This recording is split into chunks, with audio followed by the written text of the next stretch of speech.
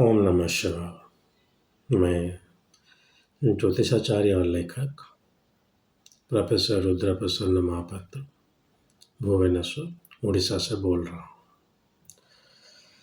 पहले तो आप सब लोगों को महाशिवरात्रि का हार्दिक अभिनंदन। आशा है कि आप अपने अंदर का शिव तत्व का पाने की आज कोशिश जरूर करेंगे। क्षमा कीजिएगा, मैं जो हिंदी वीडियो है मैं जानबूझकर ज़्यादा नहीं बना रहा हूँ।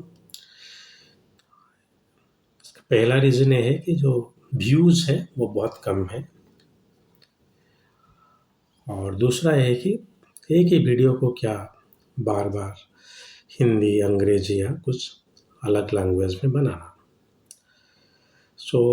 इसीलिए मैं बहुत ही कम हिंदी वीडियो बना रहा हूँ, बनाऊँगा भी, और ज़्यादातर अंग्रेजी में ही बनाऊँगा जिसको लोग सुनने में पसंद करते हैं। और आपसे भी आग्रह है कि आप कम से कम अंग्रेजी समझने की कोशिश कीजिए। पढ़ना और लिखना तो चलिए ठीक है, लेकिन समझने की कोशिश कीजिए, आपका ही ज्ञानवर्धन होगा। आज इस शिवरात्रि के अवसर पर मैं आपको ये बताने वाला हूँ एक रुद्राक्ष जो है 3 मुखी। आप लोगों ने 5 मुखी जो रुद्राक्ष जो धारण कर रहे हैं वो आप उनको पूछेंगे, वो बोलेंगे कि सर 5 मुखी तो धारण कर ही रहे हैं, क्योंकि वो बहुत ज़्यादा मिलता है, अवेलेबिलिटी बहुत है उसका। उस तरह 3 मुखी भी अच्छा अवेलेबिलिटी है नेपाल का, लेकिन सबसे ज़्यादा 5 मुखी, उसके बाद 4 मुखी, उसके बाद 3 मुखी। 3 मुखी रुद्राक्ष के बारे में आज थोड़ा विस्तार से चर्चा करेंगे, क्योंकि 3 मुखी जो है ये भी आपका अंदर शिव तत्व या आध्यात्मिक जागरण के लिए बहुत सहायक होता है। 3 मुखी को आप त्रिगुण के साथ जोड़ सकते हैं। त्रिगुण आपका शरीर, आत्मा और परमात्मा, ये हो गया आपका त्रिगुण। आप 3 मुखी रुद्राक्ष अगर धारण करते हैं तो आत्मा और परमात्मा का मिलन के लिए जो शारीरिक परिश्रम आपको करना पड़ेगा, योगा, हठ योगा, आप कर पाएंगे। और एक है त्रिदोष, कफ, वात और पित्त। तीनों शरीर में अगर आपका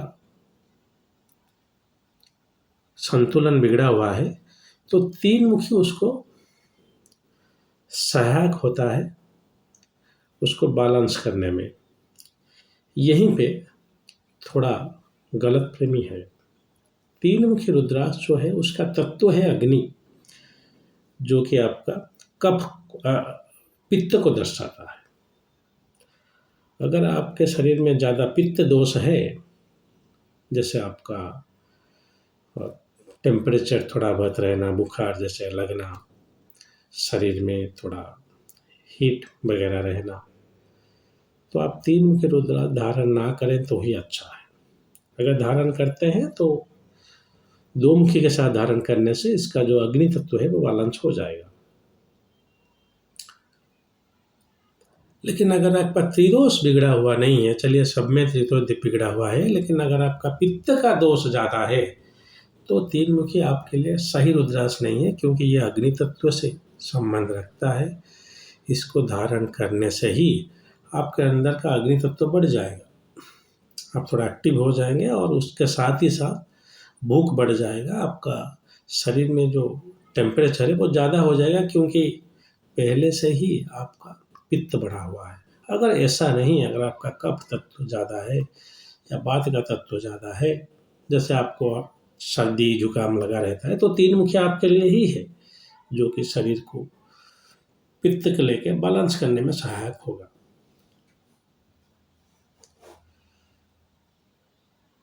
तो 3 मुखी रुद्राक्ष को धारण करने से पहले एक चीज़ आपका दिमाग में होना चाहिए, आप पित्त दोष से पीड़ित नहीं है तो।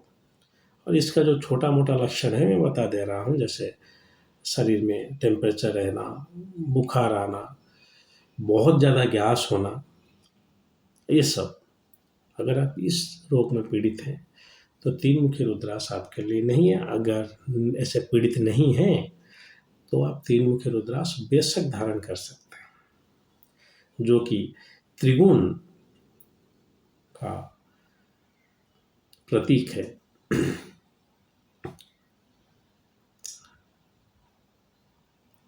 याद रखिएगा, तीन मुखी रुद्राक्ष आप अगर धारण करते हैं तो एक या दो नहीं, कम से कम 5 तीन मुखी धारण कीजिएगा, क्योंकि तीन मुखी जो है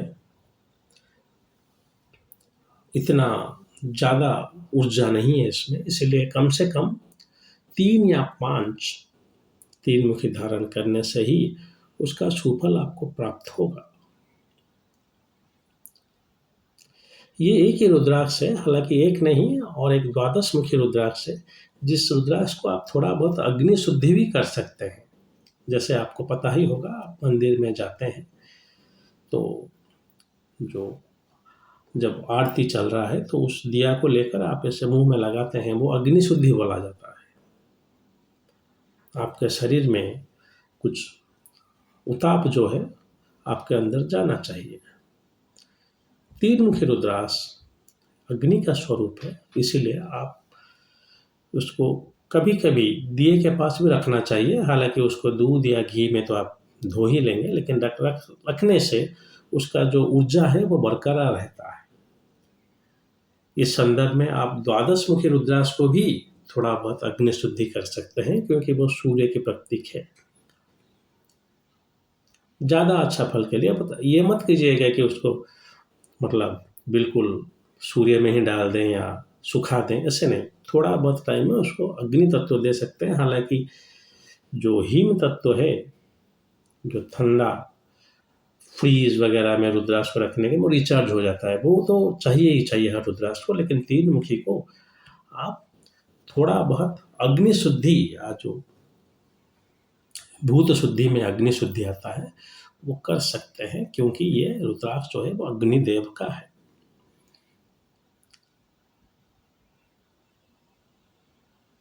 आपको पता ही होगा, मेरा किताब रुद्राक्ष ज्योतिष, आप अगर गूगल में सर्च करेंगे, सिर्फ रुद्राक्ष ज्योतिष लिख लेंगे तो लिंक आ ही जाएगा आपके सम्मुख।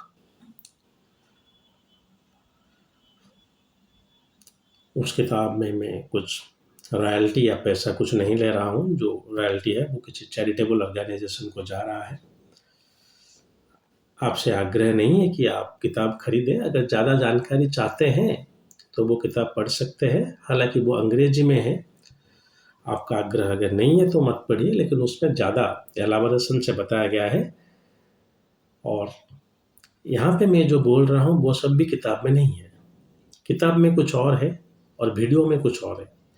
तो इसीलिए आपसे आग्रह है कि आप अगर किताब पढ़ रहे हैं तो ये मत सोचिएगा कि ये जो मैं आपको बोल रहा हूँ तीन मुखी और पंचमुखी भी ऐसे ऊपर बोला था पहले, ये सब किताब में नहीं है। किताब मेरा जो इनिशियल रिसर्च था तब लिखा गया था 2022 में, हालांकि अब पब्लिश हुआ है, लेकिन ये मेरा कंटिन्यूस रिसर्च है। तो अगर रुद्राक्ष के बारे में जानना चाहते हैं तो किताब भी पढ़िए और वीडियो भी देखिए। और अगर पहनना चाहते हैं तो मुझे संपर्क कर सकते हैं, क्योंकि मैं रुद्राक्ष के ऊपर और ज़्यादा वीडियो बनाना नहीं चाहता हूँ। बहुत हो गया है पुराने वीडियो और किताब मिलाकर। अगर ऐसे कुछ मन में आया तो महीने में 1 या 2 महीने में एक ऐसा ही, लेकिन और नहीं बनाने वाला हूँ। अगर आपका कुछ पर्सनल डाउट है तो आप मुझे पूछ सकते हैं। मुझे नहीं लगता कि रुद्राक्ष के ऊपर इतना वीडियो की कुछ ज़रूरत है, और वैसे भी बहुत कुछ बता चुका हूँ रुद्राक्ष के ऊपर। चलिए, आज के इस शिवरात्रि के उत्सव में आप सब भाग लें। 3 मुखी रुद्राक्ष या 5 मुखी रुद्राक्ष धारण करें।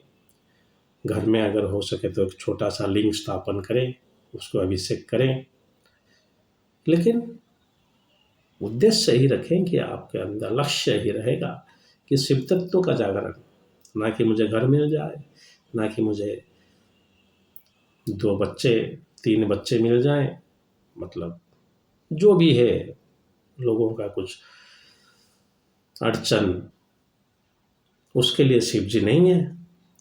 शिव जी आपके अंदर शिव तत्व का जागरण करेंगे और आपका आध्यात्मिक जागरण होने के बाद ही आपका जीवन सफल हो सकता है। अगर आपका कुछ प्रश्न है तो ही कमेंट सेक्शन में लिखिए। अगर मुझे कंसल्ट वगैरह करना चाहते हैं तो मेरा डिटेल्स डिस्क्रिप्शन में दिया गया है। अगर मुझे सपोर्ट करना चाहते हैं तो कुछ पेमेंट भी कर सकते हैं, उसके लिए भी लिंक दिया गया है। कृपया ये सब चीज़ कमेंट में मत लिखिए। अगर कुछ चीज़ आपको जानना है, वीडियो में कुछ अच्छा लगा तो ही आप कमेंट में लिखना कोई ज़रूरी नहीं है। अगर आप कुछ जानते हैं तो कमेंट में लिखिए।